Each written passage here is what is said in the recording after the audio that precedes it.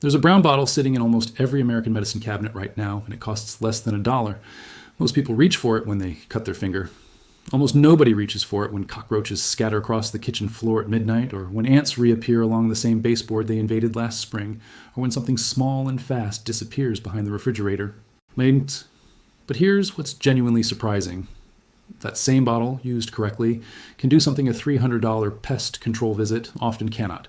It can break the cycle, not just push the problem somewhere else, actually break it. Let's talk about why that matters, because right now, pest control in America is a $6.5 billion industry. That number sounds like proof that the problem is being solved at scale. It isn't. Survey after survey shows that more than 80% of homeowners who pay for professional extermination still deal with the same pest problem within 12 months. You're not buying a solution. You're buying a temporary reduction followed by a renewal notice. The ants come back in spring. The roaches return when the weather shifts. The mice find the same gap they found 2 years ago, and each time the technician explains that it's a tough infestation, that you need another treatment, that the contract covers it. What the contract rarely covers is the question nobody asks out loud. Why does this keep happening? The answer, when you dig into it, isn't complicated. It's just inconvenient for the people selling you the service. Hydrogen peroxide, the exact same 3% solution in that brown pharmacy bottle, has documented pest control applications going back decades. The chemistry is straightforward. It's an oxidizing agent, which means when it contacts soft biological tissue, it breaks it down at the cellular level. Insect eggs, larvae, the pheromone trails that guide ants and roaches from their colonies straight to your kitchen. All of it is vulnerable to oxidation. The molecule doesn't care whether it's sterilizing a wound or destroying the navigational chemistry an ant colony relies on. It oxidizes what it touches. The history here is worth knowing. In 1939, the United States Department of Agriculture published a document called Farmer's Bulletin 11825. It was a practical household pest guide, distributed free to rural families who requested it. Revised in 1947 and again in 1954, it outlined simple, low-cost treatments for every common indoor pest: roaches, ants, bedbugs, fleas, pantry moths, mice. The methods were mineral-based and oxidative. No license required. No professional applicator needed. Any family with access to a pharmacy and a hardware store could replicate them for $1 or $2. By the early 1970s, the bulletin quietly stopped being printed. No announcement, no refutation of the science. It simply went out of circulation. Around the same time, state-level licensing requirements for pest control applicators were being passed across the country, effectively concentrating the right to apply commercial pesticides in the hands of certified professionals. The timing is worth sitting with. The free federal document describing what ordinary households could do for themselves disappeared right as the industry was locking in its professional model. What makes hydrogen peroxide commercially useless to that industry is the same thing that makes it genuinely useful to you. It's 2 atoms of hydrogen and 2 of oxygen. It's been in the public domain since a French chemist first isolated it in 1818. No patent is possible. No proprietary formula can be built around it. You cannot construct a recurring service contract on a molecule that costs 97 cents at any dollar store in the country. That economic reality, more than anything else, explains why you probably haven't heard this framed clearly before. It's not a secret, it's just not profitable to advertise. The science, when you look at it, is surprisingly elegant. Insects breathe through tiny openings along the sides of their bodies called spiracles. When a soaped-up peroxide solution contacts the waxy exoskeleton of a cockroach, the soap breaks the surface tension that would otherwise cause the liquid to bead up and roll off. The solution sticks. It penetrates.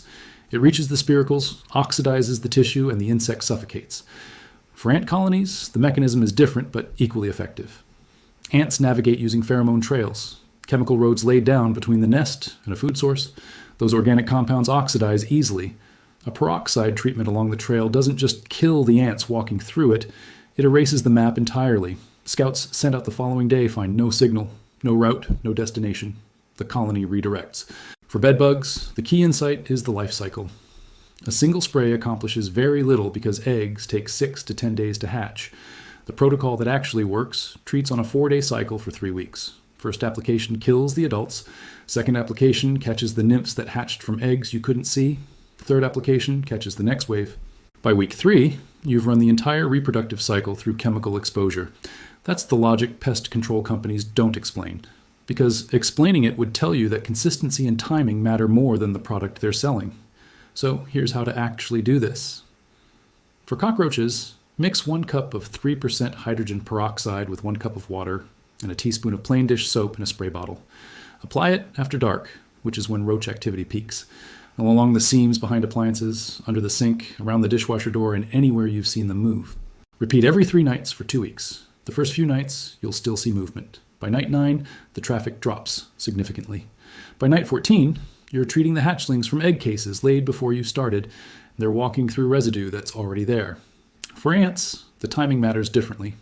Watch the trail first, identify where it enters and where it's headed.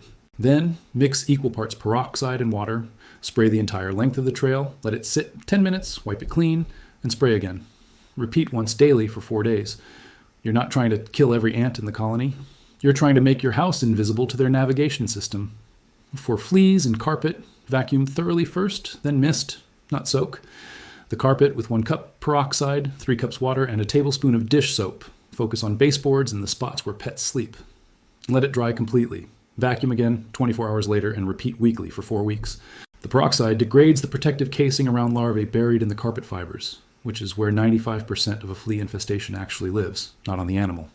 For fungus gnats on houseplants, mix 1 part peroxide to 4 parts water and use it as your watering solution for 2 weeks. It fizzes in the soil because it's killing larvae and eggs in the top inch of substrate.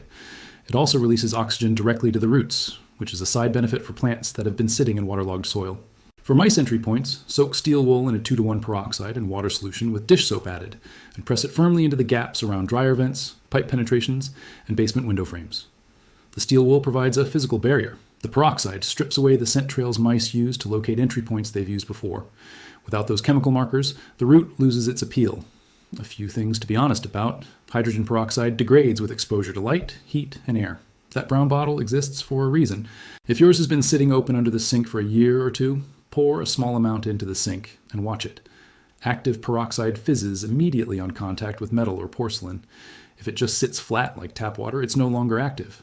Buy a fresh bottle. It costs $1. Also, never mix peroxide with bleach, ammonia, or chlorinated cleaning products. The reactions are dangerous and the fumes are toxic. Use it with dish soap, salt, and kitchen-based additives only. And understand that for very heavy, long-established infestations, this is a process measured in weeks, not a single application solution. The biology has a schedule, and your treatment schedule needs to respect it. There's a master formula worth knowing. 2 cups of 3% peroxide, 1 cup of warm water, 1 tablespoon of unscented dish soap, 1 tablespoon of plain table salt, and 15 drops of clove essential oil. If you can find cream of tartar, add 1 teaspoon. The salt dehydrates soft-bodied insects and stays active as a residual barrier after the peroxide evaporates. The clove oil contains a compound called eugenol, which the EPA classifies as minimum risk, but which is documented as a contact toxin to insects. The cream of tartar stabilizes the solution and helps the salt disperse evenly so it dries as a consistent residue rather than clumping.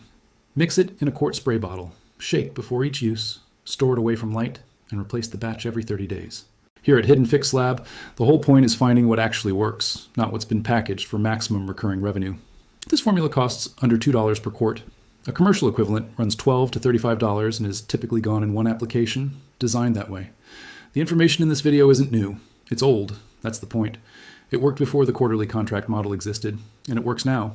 The pest problem in your house tonight is real. So is the solution sitting in your medicine cabinet. The gap between those 2 facts isn't chemistry. It's just a question of whether anyone ever told you to connect them. Now you know.